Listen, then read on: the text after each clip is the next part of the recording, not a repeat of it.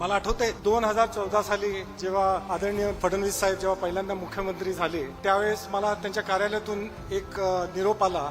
साहेबांची एक इच्छा आहे आणि एक सूचना आहे तुम्हाला. महाराष्ट्रातल्या इतर ग्रामीण भागात 7 ते 13 वर्षाच्या वयोगटातील अनेक मुलांना हा हृदयविकाराचा आणि कोंजेनिटल हार्ट डिसीज ज्याला आपण म्हणतो ते विकार त्यांना झालेले आहेत. तर आमच्या हॉस्पिटलने पुढाकार त्यांच्या शस्त्रक्रिया करायला पाहिजेत आणि त्याच्यासाठी सर्व सहकार्य फडणवीस साहेबांनी आम्हाला उपलब्ध करून दिलं.